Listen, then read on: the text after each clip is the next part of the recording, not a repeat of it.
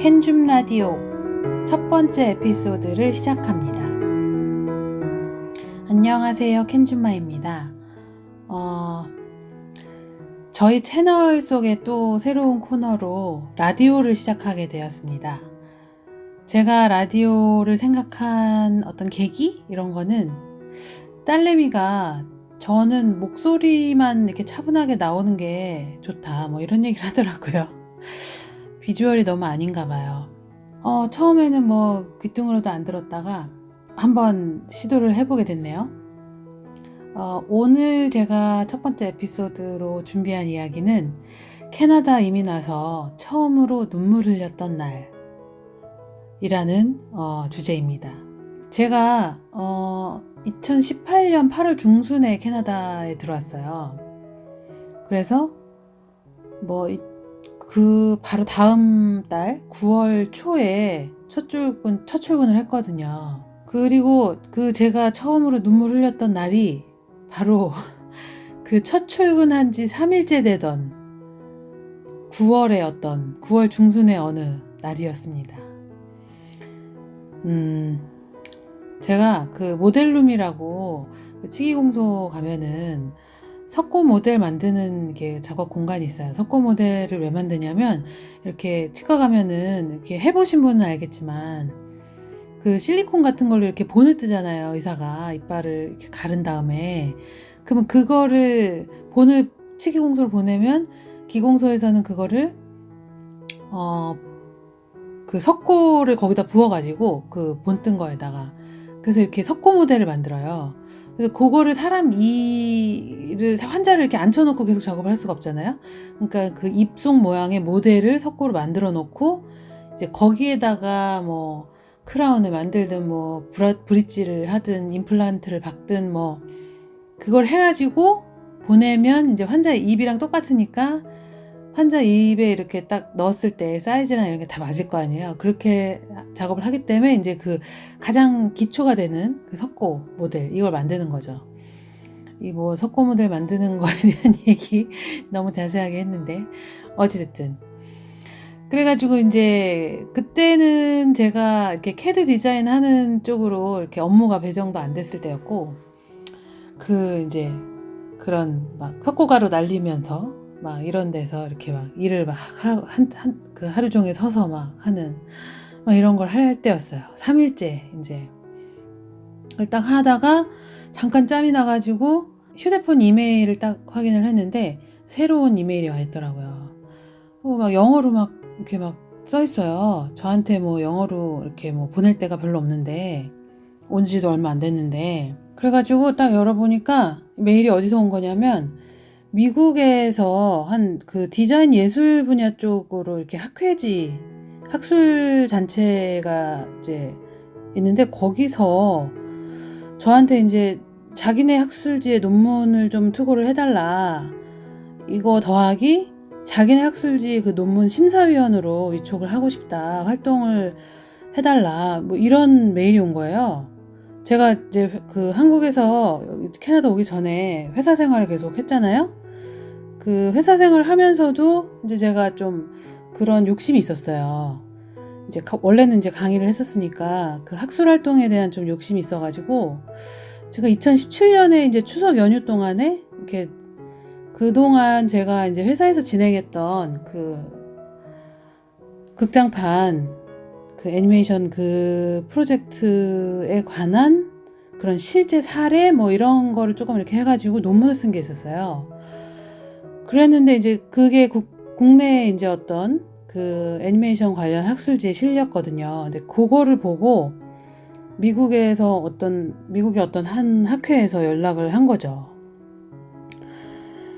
근데 참 그거를 보니까 정말 그 눈물이 갑자기 핑 돌더라고요. 제가 막 앞치마 두르고 막 그 석고 먼지 날리고 막 하는 데서 막 하루 종일 서가지고 막 이렇게 하고 있는데 이제 그런 자기네 학회지 논문 뭐 심사위원으로 위촉하고 싶다 막 이렇게 메일이 딱 온 걸 보니까 참 이게 설명하기가 힘든 그런 감정이 밀려들더라고요.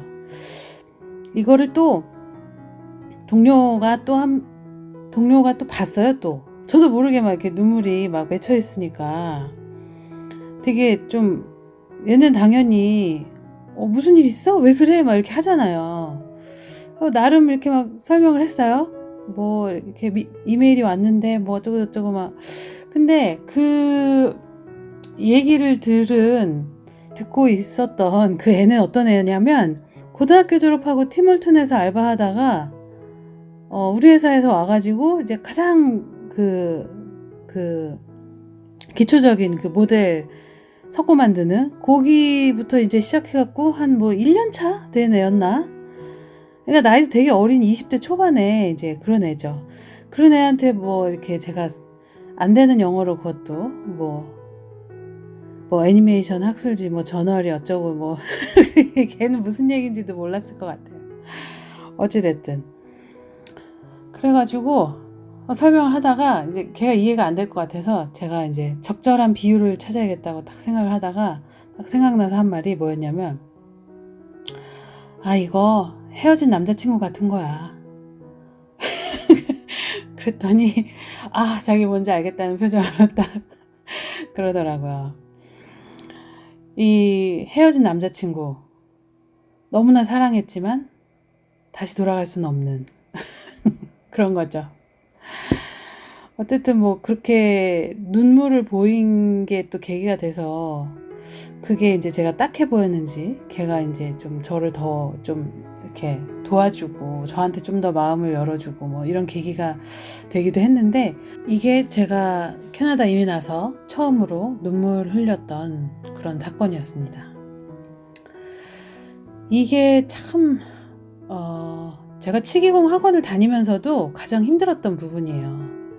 정신적으로 스트레스를 되게 많이 받았죠. 이게 치기공을 열심히 하면 할수록, 그러면서 막 이렇게 그 학원 강사진들한테 좋은 얘기 듣고 소질 있다는 얘기 듣고 막 이렇게 열심히 하면 할수록, 이게 내가 나이 40 될 때까지 내 열정과 막 온갖 노력과 이런 걸 쏟아부은, 원래 이제 전공했던 이쪽 일에 대한 실패, 이거를 확인하는 것 같은 그 되게 모순된 상황이었어요.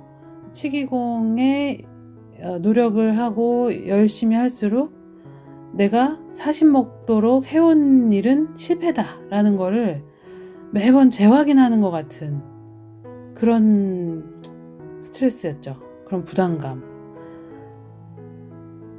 그 나중에는 이제 너무 이게 스트레스가 좀 심해지니까 막 이제 몸까지 좀 안 좋아지더라고요.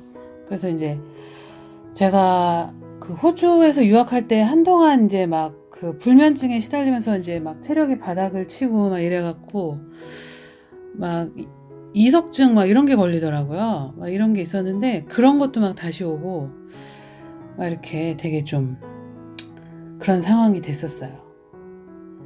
그러다가 근데 갑자기 이제 뭐 그 캐나다에서 인터뷰 하자, 뭐 지금 다니는 회사에서요, 막 이러면서 막 갑자기 캐나다 갈 준비하고 막 와가지고 정신없이 막 이제 그것만 준비하고, 그러다가 갑자기 합격돼가지고 뭐 취업하고 막 이렇게 그런 것들이 이제 일사천리로 막 진행이 되는 바람에 잠시 좀 잊고 있었던 거죠. 이제 캐나다 생활에 막 적응하고 하느라고 잠시 잊고 있었는데, 그 이메일이 딱 날라오면서 이제 갑자기 다시 이제 이렇게 탁 리마인드 된 거죠. 이게 뭐 그 아시는 분은 아시겠지만, 뭐 학술지의 어떤 논문 심사위원으로 위촉된다는 게 사실 이제 어떤 면에서는 뭐 빛 좋은 개살구 이게 이제 내가 한 연구가 인정받는다는 거죠. 좋은 면은. 근데 그래서 참 뭐라고 해야 될까? 되게 의미 있는 그런 성과로 이렇게 제안을 받은 그런 거였지만, 사실 뭐 국제든 국내든 학술지 그 심사위원 그 편집 그 멤버로 들어간다는 게, 이게 뭐 생계를 해결하는 거랑 전혀 상관이 없습니다. 그냥 보통 국내 학술지 같은 경우에는 이제 보통 교수님들이 많이 하세요. 그래서 본업은 교수고 이제 그 학술지 심사 같은 거는 그 학술지가 발행될 때 그때 이제 그 심사비를 받고 이렇게 약간 아르바이트처럼 뭐 이렇게 활동을 하시는 거고, 물론 그것도 그런 기회도 아무나한테 막 이렇게 가는 건 아니지만 어쨌든 이게 참 명예로운 일이지만 먹고 사는 게 해결되는 일은 아니라는 거, 이제 그게 포인트죠. 어쨌든 그래서 이제 뭐 참 저도 만약에 뭐 그렇게 먹고 사는 걸 걱정 안 해도 되는 그런 상황이었다 그러면 이렇게 치기공을 막 하고 막 이러면서까지 캐나다에 오지는 않았을 거예요, 아마. 근데 어찌 됐든 그런 부분이 제가 이렇게 초월해서 살 수 없는 형편이었기 때문에 이제 뭐 이런저런 막 그 생계의 방편을 막 이제 고민하고 알아보고 해서 치기공까지 하게 됐고, 누가 그러더라고요. 이렇게 대운의 징조 막 이런 걸 얘기하는 어떤 분이 뭐 지금까지 가졌던 직업, 지금까지 살던 곳, 뭐 지금까지 가졌던 인간관계 이런 게 막 싹 바뀌게 된대요. 그게 대운의 징조래요. 그러면서 이렇게 보통 뭐 이제 유튜브에도 보면은 막 그 역술인들 뭐 이런 분들 나와갖고 뭐 대운의 9가지 징조 막 이러면서 막 이렇게 얘기하고 막 하시는데, 그런 분들은 그냥 약간 뭐라고 해야 될까, 이렇게 사람들의 관심을 끄는 뭐 이런 쪽으로만 포커스를 맞춰서 얘기를 하시는데, 어떤 좀 인생의 연륜이 있는 분이, 그분은 뭐 그런 사주 보거나 뭐 이런 걸 하시는 분은 아니었는데 그런 얘기를 한번 하시더라고요. 이 대운의 징조에서 말하는 뭐 직업, 살던 곳, 인간관계 뭐 이런 거 싹 바뀌게 된다는 이게 참 고통스러운 거다, 이런 얘기를 하시더라고요. 그 새로운 길을 가게 되는 그 과정, 그거는 한 인간의 삶에서 이제 겪어내는 그런 이벤트를 볼 때는 참 고통스러운 일이라는 거죠. 보통 이렇게 뭐 직업이라든지 살던 곳, 인간관계 뭐 이런 게 싹 바뀌게 되는 계기가 인생에서 어떤 게 있을 수 있을까요? 뭐 직업 같은 경우에는 뭐 회사에서 잘린다든지, 뭐 저 같은 경우에는 뭐 되게 잘 나가던 회사였는데 이쪽에서는 뭐 그런 유례가 없이 막 이렇게 잘 나가던 회사였는데, 뭐 이제 새로운 프로젝트가 이제 개봉을 했는데 실패하면서 막 뭐 아쿠아일로로 경영이 막 이렇게 됐었죠. 그러면서 저도 이제 퇴사를 했거든요. 지금은 이렇게 주식 다시 확인해 보니까 상장 폐지됐더라고요. 어쨌든 막 이런 식으로 뭐 해고가 되든지 뭐 아니면은 뭐 회사가 막 굉장히 어려워져서 뭐 그만두게 되든지, 또 뭐 살던 곳이 바뀐다, 이것도 뭐 이거는 이제 뭐 갑자기 이민을 오게 된다든지 뭐 이민 얘기들 많이 해요, 보면은. 이게 이민이라는 게 참 해피하고 쉬운 게 아닌데, 그죠? 그리고 이제 인간관계도 또 뭐 싹 바뀐다 이랬을 때는 뭐 좋은 일이 일어났는데 이전에 있던 인간관계가 싹 청산되고 뭐 이런 경우는 거의 없죠. 좀 안 좋은 일인 경우에 그렇게 되겠죠. 그래서 요는 좋은 징조로서 이런 변화가 거론이 되지만 그 과정은 참 고통스럽다는 거죠. 그 얘기를 듣고 참 공감을 많이 했어요. 제가 이제 얼마 되지 않은 이민 생활이지만 그 와중에 이렇게 사시는 한국 분들 보면은 한국에서는 정말 나름 막 전문 인력으로 인정받고 이렇게 좀 자부심 가지고 이렇게 계시던 분들이 캐나다 오시면서 완전히 진짜 리셋 되시는 거죠.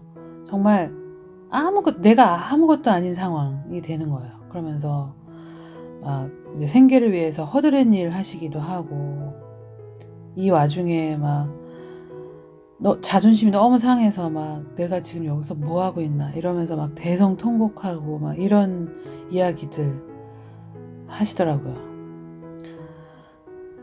뭐 저 같은 경우에는 뭐 제가 제 일이 막 되게 허드렛 일이라고 생각해서 그랬던 건 아니고 좀 뭐랄까 네, 딱 그 헤어진 남자친구 같은 그런 느낌이었던 거죠. 여튼 와서 이렇게 사시는 한국인들 보면은 막 리얼터세요. 근데 보니까 한국에서 박사였어. 저만 해도 지금 석사잖아요. 여기서 캐드 디자이너 하고 있죠. 치기공소에서. 또 뭐 대학 나오신 분들, 4년제 대학 멀쩡하게 나오신 분들 다들 이제 캐나다 이민 온 후로는 이제 블루칼라로 일하시는 분들 많고, 그래서 이렇게 한국 기준의 직업 레벨로 본다 그런다면 다들 낮아졌다라고 생각하는 게 사실이에요. 물론 저는 이제 한국 기준으로 막 직업의 귀천을 뭐 이렇게 보고 이런 거에서 자유로워지는 게 캐나다 이민 온 거의 장점이라고 생각하면서 이제 왔지만, 여기 사시는 한국 분들 대부분이 안 그렇다라는 걸 저는 알았어요. 한 1년 넘게 지내면서 이게 그런 거에서 자유로운 나라라서 난 되게 좋다 이러고 왔는데, 여기 사시는 분들 대부분은 아직도 그 한국 뭐라고 해야 될까요? 사고방식으로의 직업의 귀천, 이거를 붙잡고 사시는구나. 그러면서 되게 좀 마음속으로는 좀 스트레스 많이 받으실 것 같아요. 어쨌든 그래서 다 한국에서는 좀 한다 하셨던 분들이 다 지금 캐나다 와서는, 이민 와서는 다 이제 직업 레벨이 낮아진 게 대부분인 거죠. 이게 이제 이민을 하면 어쩔 수 없는 현실의 벽이고 한계인 거죠. 이민 생활이 이제 만만치 않은 거죠. 근데 사실 뭐 만만치 않다라는 말보다는 대부분의 보통 사람들한테는 이제 고된 현실이라고 해야 좀 맞을 것 같아요. 제가 지금 제 생활이 막 고되다 막 이렇게 하는 건 아니고요. 저보다 훨씬 고생 많이 하신 분들이 너무 많기 때문에, 저 같은 경우는 막 어디 뭐 침을 맞으러 한의원에 가도 뭐 직업이 뭐냐, 언제 왔냐, 뭐 이렇게 물어보셔서 뭐 몇 마디 얘기하면은 아이고 정말 럭키하다 당신은, 뭐 이렇게 말하신 분이 대부분이에요. 그래서 저 같은 경우야 뭐 다른 분들 이민 오셔서 고생하신 거에 비하면 진짜 세 발의 피죠. 이민을 와서 이제 막 호구지책을 찾고 직업 찾고 여기서 생활 헤쳐나가고 이렇게 하는 게 이제 고되다는 거죠. 물론 이제 살면서 이민을 온 사람들만 힘든 건 아니죠. 이제 다 힘든데, 하지만 이제 오늘은 제가 이제 주제가 주제이니만큼 저의 그런 이민 후 첫 눈물의 기억을 떠올리면서 특별히 좀 가던 길을 접고 새로운 길을 가시는 분들한테, 그러니까 그 새로운 길이 뭐 직업을 바꾸는 거든 사는 데를 바꾸는 거든 아니면 뭐 생각을 바꾸는 거든, 그런 가던 길을 접고 새로운 길을 가시는 분들한테 화이팅 하시라고 말씀드리고 싶어요. 새로운 길을 간다는 게 과거의 길을 부정하는 것이 참 필연적이잖아요. 과거의 길을 부정하지 않는다면 새로운 길을 갈 필요가 없으니까요. 그래서 이게 인생에서 새로운 길을 간다는 게 자기의 어떤 과거의 한 부분을 실패 이렇게 인정을 하고 새 길로 발길을 돌리는 거기 때문에 이게 참 쉽지 않은 일이죠. 저조차도 이게 이렇게 하는 게 자발적이었다라고는 볼 수 없어요. 상황이 그렇게밖에 안 돼서 어쩔 수 없이 그랬던 거죠. 새로운 운을 만나기 위해서 새로운 길로 가려면 익숙했던 거, 정들었던 거, 사랑했던 거, 이런 것들하고 이별하는 이 아픔이 필수잖아요. 그렇다 보니까 오늘 지금 이 순간 내가 고통 속에 있다 하시는 분들도 지금이 내일의 새 길을 위해서 꼭 필요한 그 과정, 하나의 과정을 지나고 있다라는 거를 생각하시고 힘내셨으면 좋겠습니다. 이거는 물론 저한테도 제가 하는 말입니다. 새로운 길을 가시는 분들, 오늘 고통 속에 계신 분들, 내일의 새로운 운을 향해 가는 과정 속에 있기 때문에 지금의 고통이 있다 이렇게 생각을 하시고, 단지 고통만을 원망하지 말고 내가 그런 과정이라면 나의 새로운 길은 무엇이 될 것인가, 이런 거에 대해서도 한번 생각해 보면 의외의 새로운 길이 보일 수도 있지 않을까, 이런 뜬구름 잡는 이야기 한번 해봤습니다. 저 자신을 위로하기 위한 이야기일지도 모릅니다. 캔줌 라디오 첫 번째 에피소드였습니다. 감사합니다.